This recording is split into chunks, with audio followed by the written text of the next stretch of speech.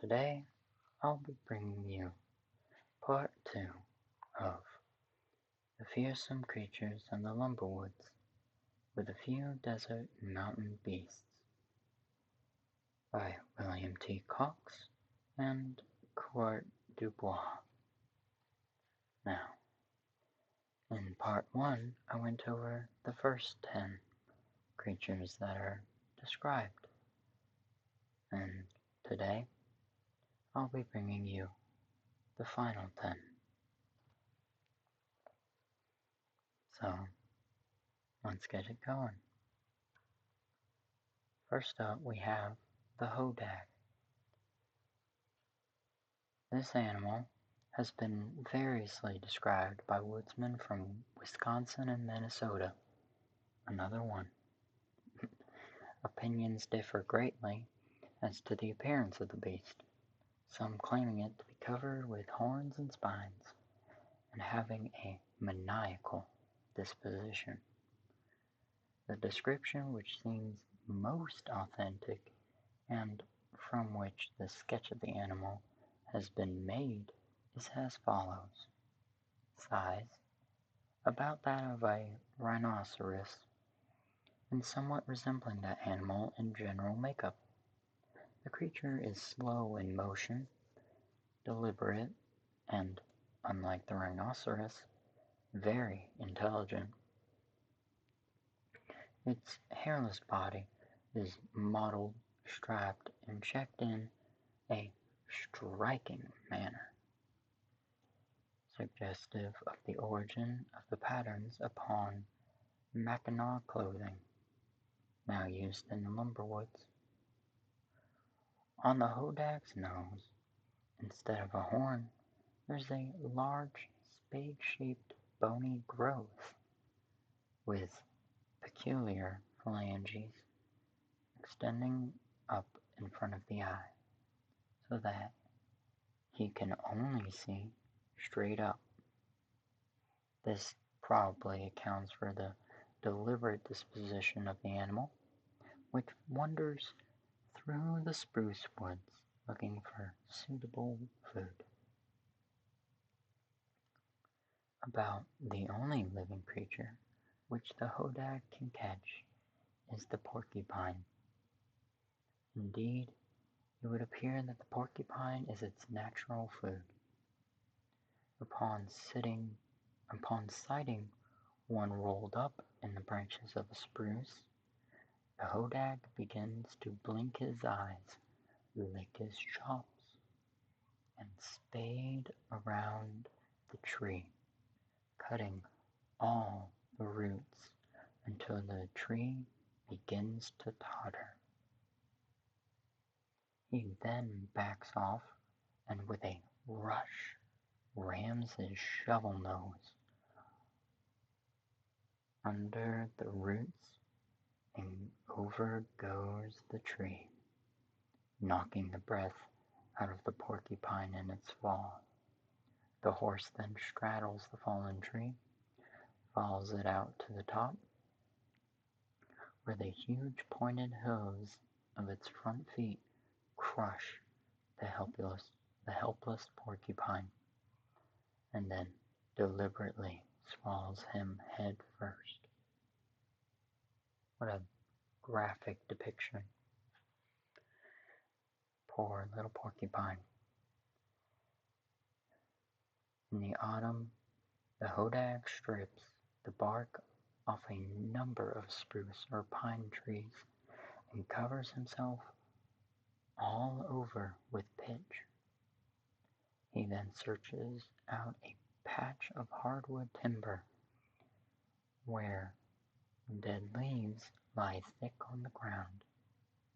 Here he rolls about until completely encased in a thick, warm mantle of leaves, in which condition he spends the winter. What an interesting creature. Another one from Wisconsin. Got some pretty good stories up there. Next up we have the the squonk. Very funny name. The range of the squonk is very limited. Few people outside of Pennsylvania have ever heard of the quaint beast, which is said to be fairly common in the hemlock forests of that state.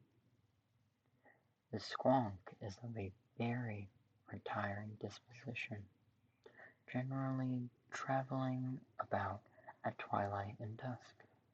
Because of its misfitting skin, which is covered with warts and moles, it is always unhappy. In fact, it is said by many people who are best able to judge to be the most morbid of beasts.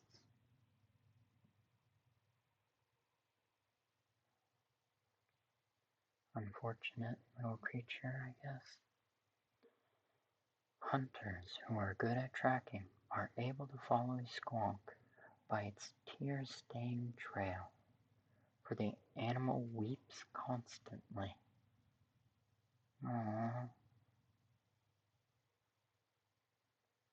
The, the drawing makes it look slightly cute. Not really, but you know, we'll continue. When cornered and escape seems impossible, or when surprised and frightened, it may even dissolve itself in tears. Oh no! Okay, that's really sad. The squonk hunters are most successful on frosty moonlit nights when tears are shed slowly and the animal dislikes moving about. It may then be heard weeping under the burrows of dark hemlock trees. Mr. J. P. Wetling, formerly of Pennsylvania, but now at St. Anthony Park, Minnesota, had a disappointing experience with a squonk near Mont Alto.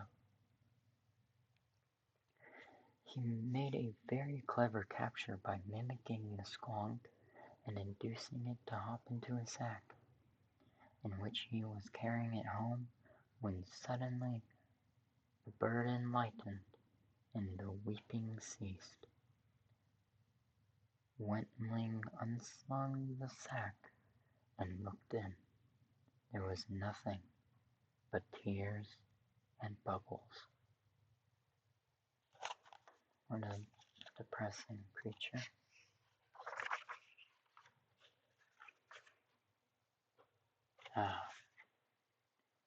The next one is the whirling whimpus.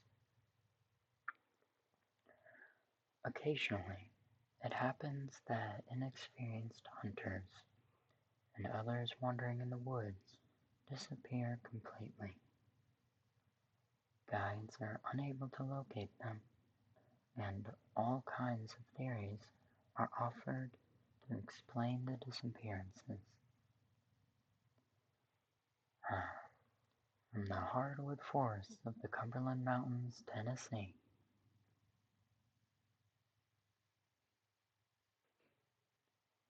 my good homeland, Tennessee, comes the rumor of an animal called the whirling whimpus, the existence of which may throw some light upon the fate of those who failed to come back to camp. According to woodsmen who have been, in quotes, looking, end quote, timber in eastern Tennessee, the whimpus is a bloodthirsty creature of no mean proportions. It has a gorilla-shaped head and body and enormous front feet. Its unique method of obtaining food is to station itself upon a trail, generally at a bend in the trail, where it stands on its diminutive hind legs and whirls.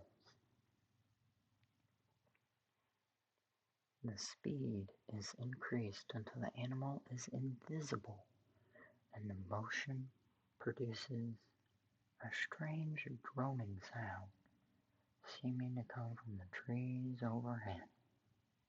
Any creature coming along the trail and not recognizing the sound is almost certain to walk into the danger zone and become instantly deposited in the form of syrup or varnish upon the huge paws of the Wimpus. What a terrifying creature to come across, especially since it's not that far away from me. I might have heard a tale or two at some point about it when I was younger. Couldn't remember it if I tried. Next we have the Acropelter, leading a vengeful existence, resenting the intrusion of the logger. The Acropelter deals misery to the lumberjack from Maine to Oregon.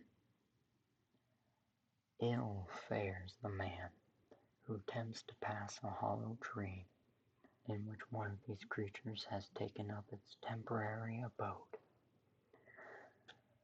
The unfortunate is usually found smashed or pinned by a dead branch and reported as having been killed by a falling limb. So unearning is the aim of the Acropelter that despite diligent search, I have been unable to locate more than one man who has been the target for one of their missiles, and yet survived to describe the beast. This is Big Ol' Kittleson, who, upon a certain occasion, when cruising timber on the upper St. Croix, was knocked down by a partly rotten limb thrown by an Acropelter. This limb was so punky that it shattered on Ol's head, and he had time to observe the rascally beast before it bounded from the tree and whisked itself off through the woods. According to Ol, the animal has a slender, wiry body, the villainous face of an ape, and arms like muscular whiplashes, with which it can snap off dead branches and hurl them through the air like shells from a 6-inch gun. It is supposed to feed upon hoot owls and woodpeckers, scarcity of which will always prevent the Acropelter from becoming numerous in any locality.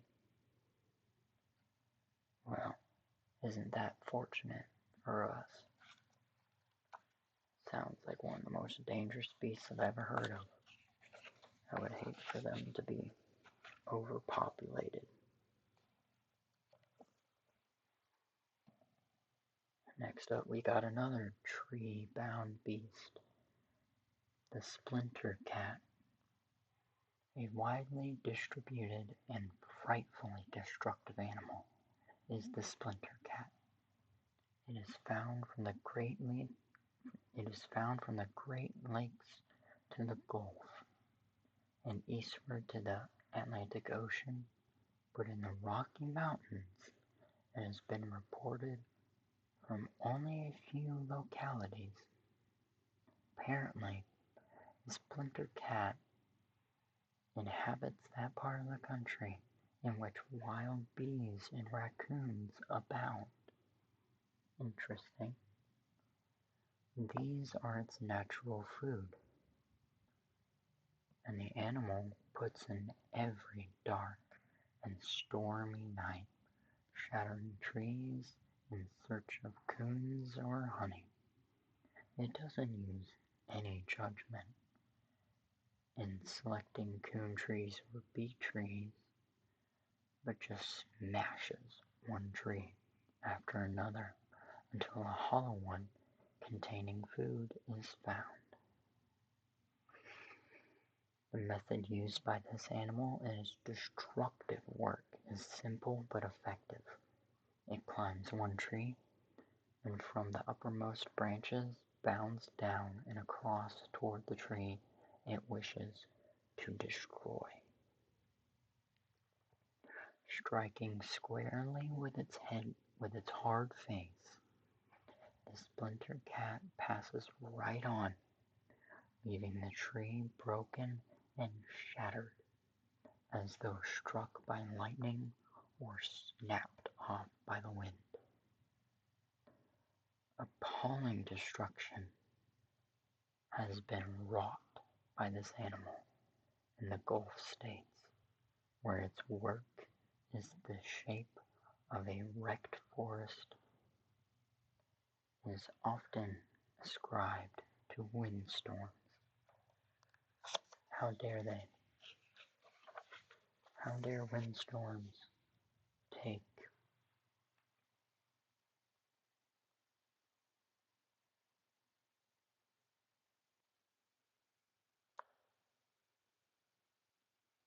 Yep, I can't think of the word.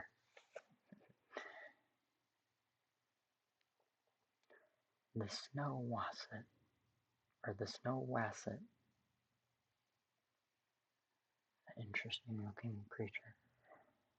On the most northern logging camps of Canada, back in Canada, we hear of the snow wasset. This is surely an animal of the boreal zone. It is a migratory animal, wintering in the lumbering region between the Great Lakes and Hudson Bay, and spending its summers far north in Labrador and the barren grounds. Unlike most wild creatures of the north, the wasset is said to hibernate during only the warmest weather, when its hair turns green and it curls up in a cranberry marsh. During the summer, it has rudimentary legs which enable it to slowly creep around and remain in the shade. After the first howling snowstorm, the wasset sheds its legs and starts south, dipping about in the snow. It soon attains remarkable skill in this method of travel, which enables it to surprise burrowing grouse, crouching rabbits, and skulking varmints of many kinds. Later in the winter, when food becomes scarce and more difficult to obtain, even wolves are seized from below and dragged howling and kicking into the snowdrifts. According to woodsmen, the tragedies of the far north are more numerous beneath the crusted snow than above. There is no telling how many creatures are pulled down and eaten by the wasset, for this animal has a voracious appetite, comparable only to that of the wolverine. But since it is 4 times as big and 40 times as active as the wolverine, it must eat correspondingly more. The only specimen of this beast ever examined by white men was an imperfect one on James Bay, where a party of surveyors found an Indian in a peculiar canoe, which, upon examination, was shown to be made from one wasset hide, greatly stretched, and there being no leg holes in the white winter pelt, it is peculiarly adapted to the making of shapely one-man canoes, which are said to be used as sleds by the Indians. A whole battery of deadfalls are believed to be used in trapping a wasset, since it is impossible to tell in what direction the animal's body may extend. The trigger is set so that a dozen logs fall in from all sides toward the bait, pinning the animal under the snow wherever he may be. We're able to make a canoe from one of them. It's an interesting one.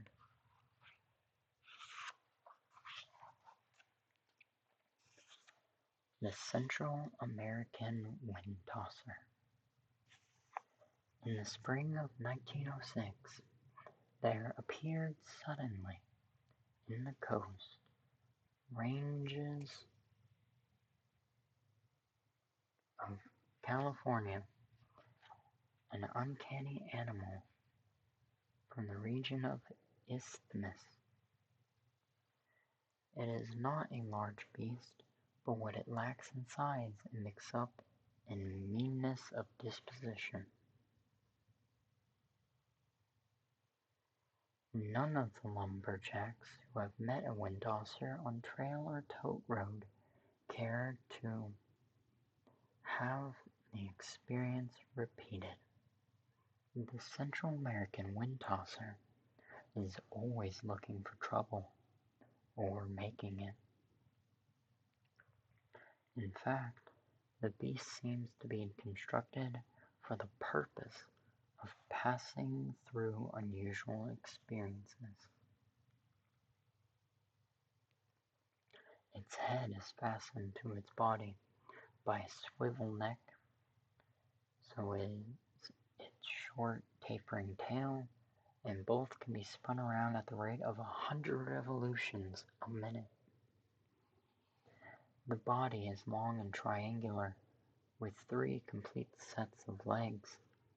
This is a great convenience in an earthquake country, since the animal is not disturbed by any convulsions of the earth. If the floor suddenly became the ceiling, it does not matter, for the wind tosser is always there with the legs. Its hair is bristly and all slants forward at a sharp angle. It has been found that a cat's 9 lives are as nothing to the one possessed by a wind tosser. This animal may be shot, clubbed, or strung on a pike pole without stopping the wriggling, whirling motions, or the screams of rage. The only successful way of killing the beast is to poke it into a flume pipe so that all its feet strike the surface, when it immediately starts to walk in 3 different directions at once and tears itself all apart. John Gray of Anadar, Trinity County, California, knows where a pair of wind tossers live in some broken up country along Mad River.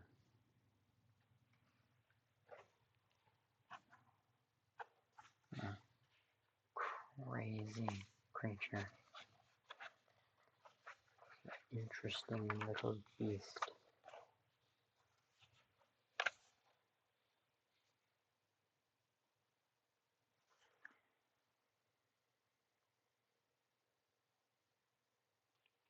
Okay. Next up we have the Bildad.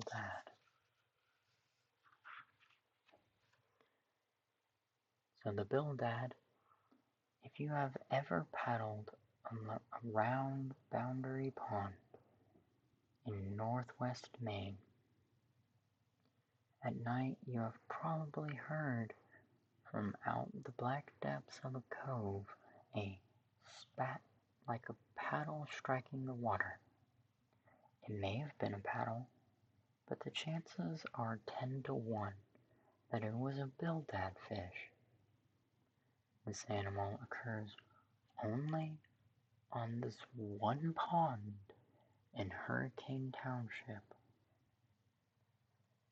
It is about the size of a beaver, but it has long, kangaroo-like hind legs, short front legs, webbed feet, and a heavy, hawk-like bill. Its mode of fishing is to crouch on a grassy point overlooking the water, and when a trout rises for a bug, to leap with amazing swiftness just past the fish, bringing its heavy, flat tail down with a resounding smack over him. This stuns the fish, which is immediately picked up and eaten by the Bildad. It has been reported that 60 yards is an average jump for an adult male.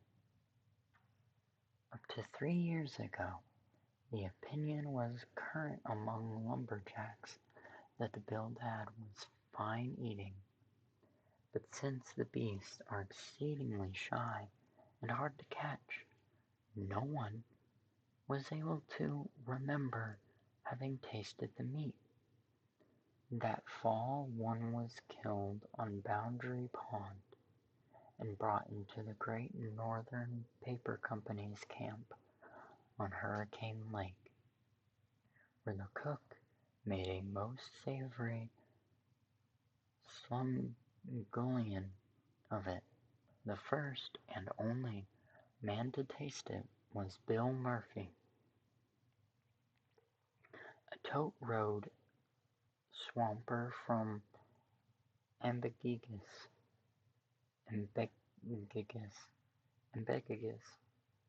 After the first mouthful, his body stiffened, his eyes glazed, and his hands clutched the table's edge. With a wild yell, he rushed out of the cookhouse down to the lake and leaped clear out 50 yards, coming down in a sitting posture, exactly like a Bildad catching a fish. Of course, he sank like a stone.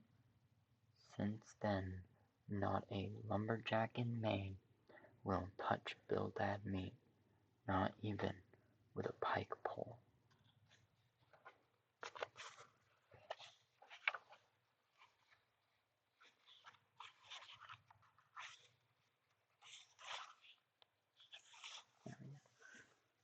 And then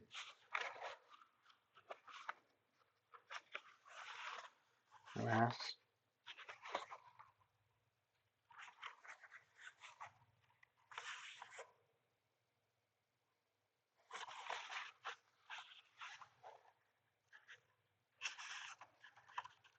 the pages are starting to stick together.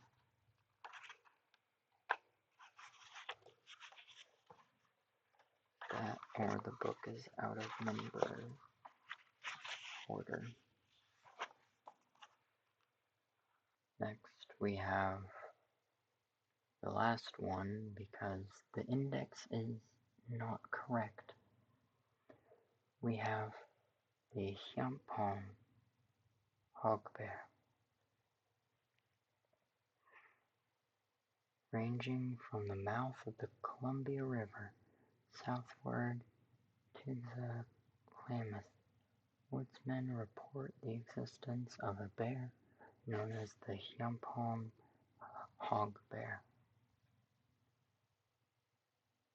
This is a small, sharp-nosed, curly-haired variety of the black and brown bear of the Coast Ranges, but must not be confused with the peaked heel cinnamon.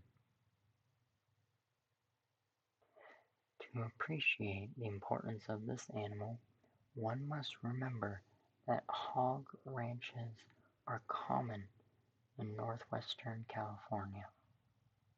The country there is peculiarly adapted to hog raising, and the industry would be attractive and highly profitable were it not for the existence of the hog bear.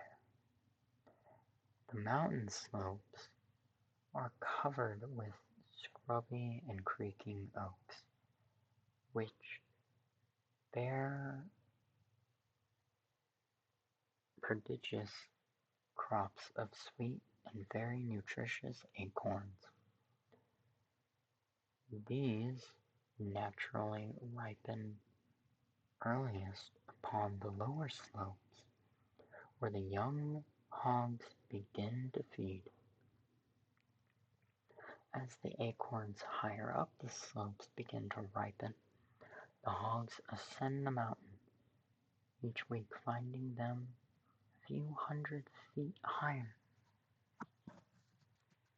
and many pounds fatter.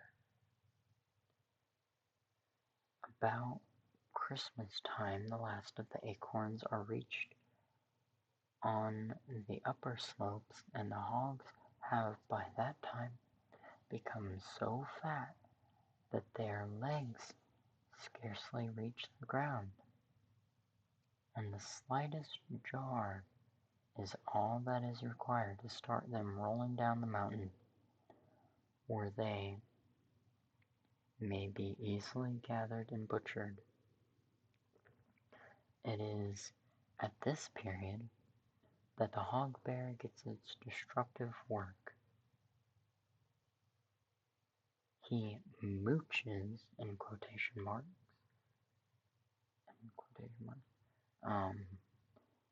along the base of the mountain before the rancher has time to rustle his pork. And finding hogs so plentiful and so helplessly fat, he takes just one bite out of the back of each, leaving the porker squealing with agony and the rancher swearing with rage. While examining timber on a tributary of the Klamath River, California, Mr. Eugene S. Bruce of the Forest Service captured a cub hog bear, which he presented to the Natural Zoo in Washington.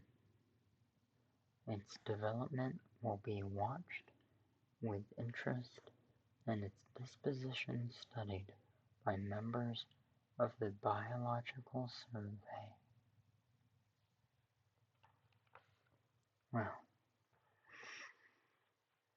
weren't those just a few interesting tales? Some interesting creatures of, well, I can't really say just North America, but of the Lumberwoods folklore. If you liked this video, I would ask, not demand, but ask for you to show that you liked it either by liking, commenting, or subscribing to the channel. You do not have to. It just helps us all. And if you want to see more um, folklore readings or any kind of readings, please comment that down below and I will either do it immediately or take it into consideration, as I may have to buy some more books if that's the case. Now, good morning, good night, whatever time it is for you. I hope you sleep well, whether it be listening to this or not. Sleep well.